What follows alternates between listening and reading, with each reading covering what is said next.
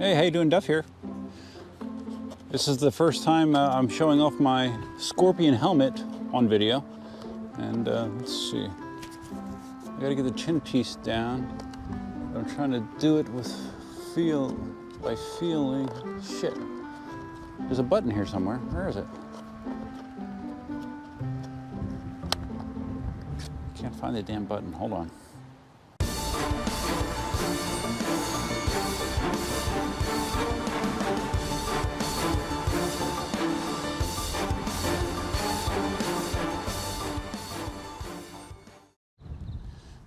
I'm sitting here feeling around for the chin bar, and it's up here. It works a lot better if you actually grab where the chin bar is. Where's that button at? Damn it! There it is. All right, there we go. Scorpion helmet. Now we don't want the wind guard down, or this.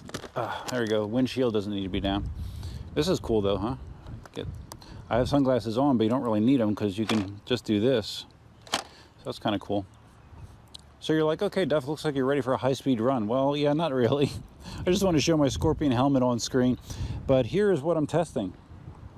You're like, what, the MiniPro? What the hell are you on that thing for? Well, I will tell you. This is Cindy's MiniPro that we have the monster tires on. The reason that I'm on here is I need to establish a baseline for top speed. Because I got, from More for Mini, I got the SwallowBot speed upgrade for this. Wow, I can hardly hear the beeps with this helmet on. 11.6. The SwallowBot upgrade supposedly allows you to go as fast as 15 to 18 miles an hour on a MiniPro. All right, there's the beep. Wow, this helmet really insulates you from sound. 11.5, I'm just riding the tilt back right now. All right, so, 11.1, the fastest I saw on the GPS is 11.5. So I would say that that's probably about as fast as I'm gonna be able to go on this thing. God, I haven't ridden this in a while. It feels so weird. It's a much more methodical way of steering. Tilting back, 11.1, 11.6. I'm riding a tilt back, okay. So, I mean, the most you're gonna get is 11.5, and it's gonna start tipping you back. So supposedly if you have the stock tires on, the max speed is 15 miles an hour. And if you have the oversized tires, supposedly 18, which I question. I don't know that I'd wanna go 18 miles an hour on this. But it would be nice to be able to go, 13, 14, and not have, the constant tipping back and beeping that you get at 11.5, which supposedly this upgrade fixes that, so we shall see. It costs $99 on More for Mini. Supposedly the install is pretty simple.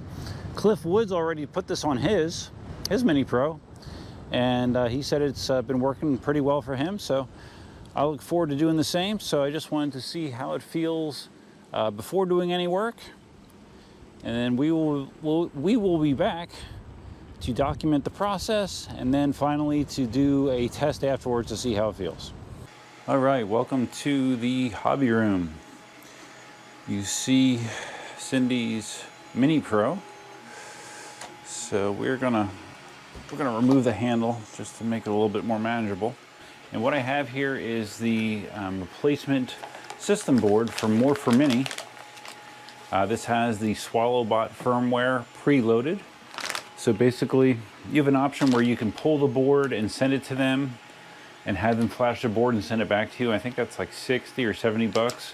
Or you can just get a whole new board sent to you with the firmware already loaded for $100. So that's the route that I took, because I figured I also then wind up having a spare system board just for the heck of it. So that's what I decided to do. So now first thing you got to do is take the battery packs out. If it's not obvious, this will void your warranty, so be aware of that.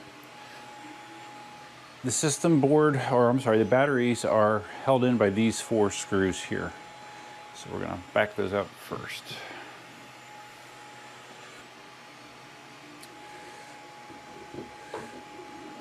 so you can see what I'm doing here. This MiniPro now is probably, well, this is the first PEV device that I've ever bought. So this is over 3 years old, with the large format tires on it that supposedly give it a max speed of 18 miles an hour. Like I said yesterday, I don't think I would be comfortable going that fast on a MiniPro, but it is nice that that capability is there. So More for Mini does have a video on their YouTube channel that covers the procedure. It's very brief. I think the whole video is a little over a minute long, but it gives you the information you need. It seems like it's pretty self-explanatory. Basically, you remove this battery, you remove all the cables that are attached to the system board, you take the screws out, and reverse the process. All 4 of those are loose. You need to cut the little warranty thing. I think it should just pull out now. Yep, there we go. Battery out. Oh wow, okay. You have the, this is the weatherproofing seal, and that kind of ripped as it came out. So we'll put that back in as best we can. Now the other important thing that the instructions mention is once you get the battery out, you still need to make sure all the electricity is out of the system. And the way you do that is by pressing and holding the power button for a few seconds. Okay, once the lights go out, all the juice should be out of the system. Got my seal back in. All right, so let's look at the motherboard here. Basically, you're disconnecting any cable you see that's attached to it. You have motor cable connections on both sides. I got more warranty stickers on there. Geez, I got warranty stickers out the wazoo, huh? These are just like bullet connectors. Very nicely organized though. Okay, got that side done. Everything's color coded so you can't mess it up when you put it back together. So now all these little connections have to come off. They're probably on the delicate side, so you want to be careful. I'm just getting some small screwdrivers here to assist me in this. And also it's probably a good idea, even though I didn't really do it, is touch the metal of the frame just to ground yourself from static electricity. All right, so let's see how easily these slide out. All right, it looks like the little tab that you squeeze to get it out is on the underside. Now in their video, they disconnected all of these while it was connected. So let's see if we can do the same thing. They actually had a tool with a little hook on it that they were using. Let's see if I can find something similar. All right, this worked. So I mean, you practically you have 2 ways to do this. You could unscrew the system board and get them off once the board is out, which I think is doable and probably slightly easier maybe. But if you do have a little tool that you can get underneath here and press these tabs, you can get them out. All right, got that out. So now the only other connector that needs to come out on this side is this little one here. There's a little rubber grommet thing that holds that on. All right, there you go. Okay, that's off. All right, so now we need to take the screws out to hold the system board on. There's one more connector on the other side of the board that we need to get out. It's 1, 2, 3, 4, and then 1, 2, 3, 4, I believe, if my memory serves me correctly. And I believe these 2 screws are short and the screws on the other side are long, so keep that in mind. Make sure that when you reinstall them, you use the correct screws. Actually, I'm just going to look at this new system board to see what other screws could possibly need to come out. Let's see here. Okay, yeah, these 4 in the middle do come out. And you really have to admire the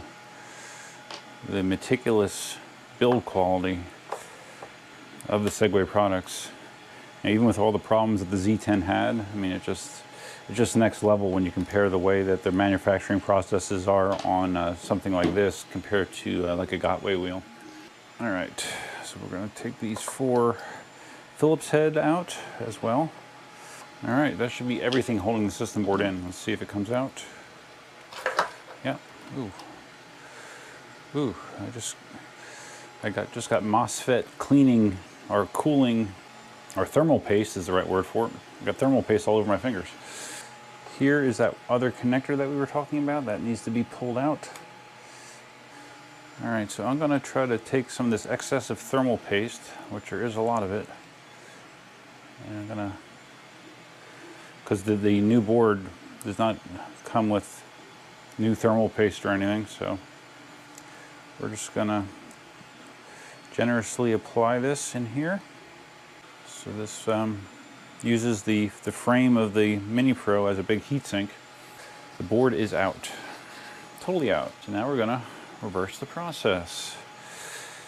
Okay, we're going to reattach this one connector here. See what I mean? Like if you took it out, it would be easier to get to these things, but it might be tough at the same time because it would be kind of pinched in. So I don't know.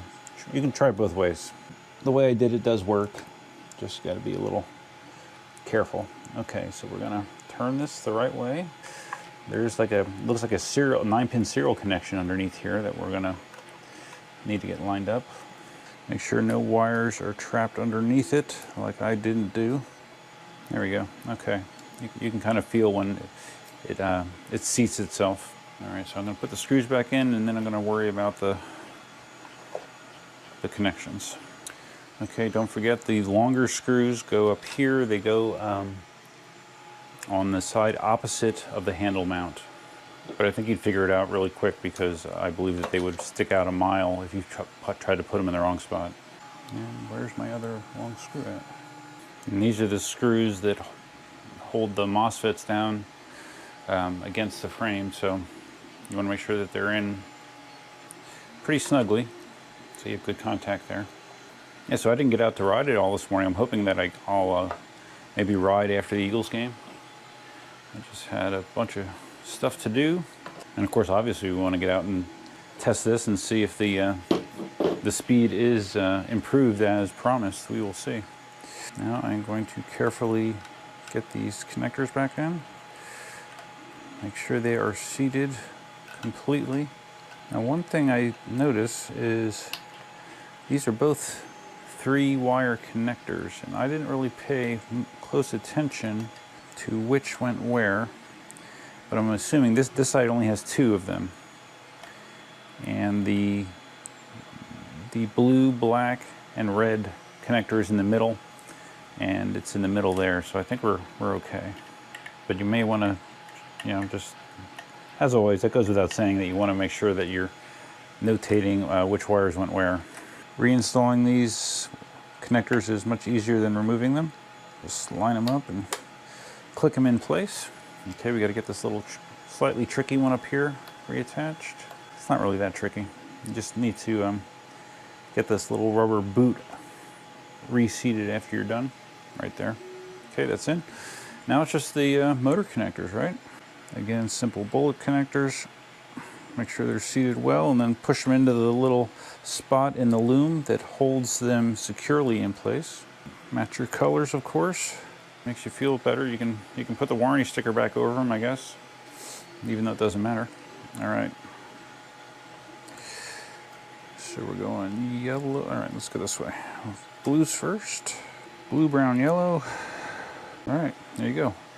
Wire connectors are in both sides. Looks good. All right, just double checking, making sure I have everything reconnected. I do. I believe I'm ready to put the battery back in.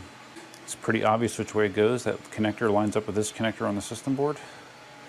Reattaching the 4 screws. Okay, and I'm snugging them, but not doing final tightening yet. I'm kind of crisscrossing it, doing opposite ends. Now, I mentioned yesterday that Cliff Woods has done this to his MiniPro. And he mentioned when he turned it on, it only wanted to go in circles, I believe he said. And he had to turn it upside down to do a calibration. So I think I'm just going to leave mine upside down and turn it on now.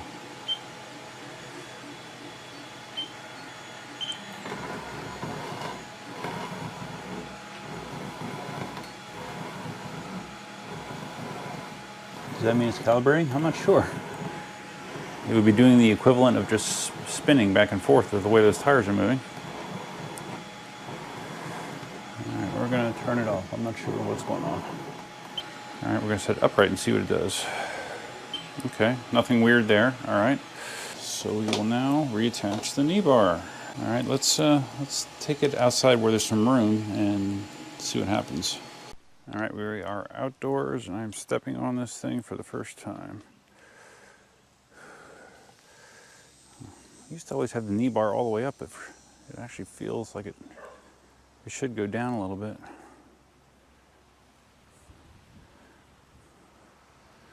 Okay, I have my GPS on, which I'm waiting for it to get signal. Yeah, it feels like I need the knee bar down lower. Huh. It's weird how it always used to feel better to me all the way up, but it's funny, it just doesn't. I'm just so used to having precise control with an EUC, and you just do not get that with MiniPro. All right, I'm just still don't have a satellite lock, so I don't know the speed yet. I'm going down to this side street here to do some speed testing. It's riding okay. I can tell you, it feels like I'm doing faster than 11 already. Pretty sure. With no tilt back and no beeps. And we have a car coming, so it's good timing for me to get off the road. All right. Come on, we need some satellite lock. Okay, good. I got satellite lock. 7.8. I'm just gonna read speed as we go here. 10.9, 11.1, that's where you would get tilt back before. 12.1, 12.5. Huh. Well, I am getting some tilt back here. I mean, I am going faster. It's not beeping, but it is tipping me back. I'm going into the wind. All right, so I'm fighting a headwind this way, so I'm going to turn around because I do feel tilt back. It's not horrible that I can't deal with it, but I do feel it. All right. So let's see this. We got the wind behind us here, so let's see what it says we can do now.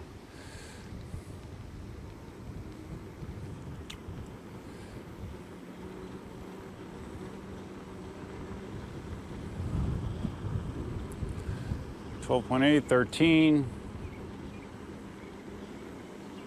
13.2, 13.4, 13.8, 14.2, 14.5, 14.3, 14.7. You did just hear a beep there. So I almost scraped 15 miles an hour there. But I guess I'll follow up to verify. I'll do some more research to verify. I thought that not only did it stop all the warning beeps when you're going faster, I thought that it also affected tilt back. The tilt back wasn't as prevalent, but there is definitely tilt back. Not horrible, but I mean you can feel it. 14, yeah. So I mean, this is letting me go. Let's see if I figure 15 miles an hour. Top speed used to be 11. What, 35% faster, something like that. That's pretty substantial. And it's not like I want to be able to roll 15, or Cindy wants to be able to roll 15. But see, now it will go as fast as the pint goes. So that was the thing, that this was the top speed of this was so limited that it wasn't a good match for really any of my devices, speed-wise, but now it can go about pint speeds. Pint can go a little bit faster, but yeah, it's pretty close. And keep in mind, I'm timing this all off the GPS. I am kind of surprised though, because you know they advertise that with the bigger tires you can do 18 miles an hour. Well, the More for Mini kit, I don't know if there's something different about that kit as opposed to what I did, where I just literally just put bigger tires on. Maybe there's more to it that affects that speed. But it looks like I'm getting more of the top speed that you get with conventional tires, the advertised top speed of about 15. All right, now we're rolling about 13. Yeah, right. I don't know if you can see that on camera, the little backward tilt backs. They just kind of stab you. They don't stay that way. It just kind of stabs and then goes away. At lower speeds, it feels fine. You know, nothing feels, handling wise, it handles just fine. No problem there. All right, so that's interesting. It didn't go quite as fast as I thought it might, but it does. I did scrape 15 miles an hour, which, to be quite honest, in this configuration, with this steering configuration, it is honestly fast enough on a MiniPro. It really is. I always said when I first got this that, yeah, if it just went like 2 or 3 miles an hour, it would be just about perfect. Well, now I have those 2 or 3 miles an hour. Got a bad headwind right now. It definitely doesn't like this. I mean, you can feel the tilt backs coming in. It's not beeping. It's not beeping, but it's using a lot of power to push me against this. All right, we're back. We're back.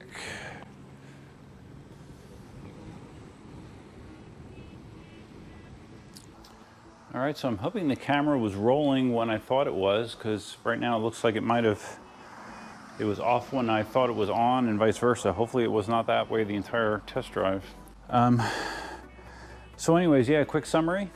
The actual install of the board is pretty straightforward, not hard. If I wasn't filming, it might take 15 minutes, something like that. Not bad at all. Speed-wise, I realized about a 30, when I was doing my testing the other day, the absolute top speed I would get was 11.6 miles an hour. The fastest I saw on the GPS this time was 14.8 miles an hour. So that's more than a 3 mile an hour increase. So that's pretty significant. You do feel tilt back. You do not hear the warning beeps. I heard a beep once doing all that ride, but you will feel some rocking as you're riding. But for $100, I mean, $100 for a 30% speed increase is not bad. Not bad at all, if you ask me. So I think that's it for now. Hopefully Cindy will get it out later on this evening and get to test it out for herself. If you found this video interesting, please give it a big thumbs up. If this is your first time visiting the channel, please consider subscribing. If you're going to subscribe, you might as well hit that notify bell over here. Feel free to leave your comments, suggestions, ideas, and thoughts below about what you thought about the MiniPro. To be quite honest, I thought there was absolutely no chance after doing the monster tires. I thought that was the extent of the upgrades I would ever do to the MiniPro. I did not expect to ever do any more upgrades to this thing. But I think the system board was worth $100 for that kind of performance increase, to be quite honest with you. So pretty cool. So I hope you guys are having a good weekend. And that's all I have for you for now. Until next time, Duffman out.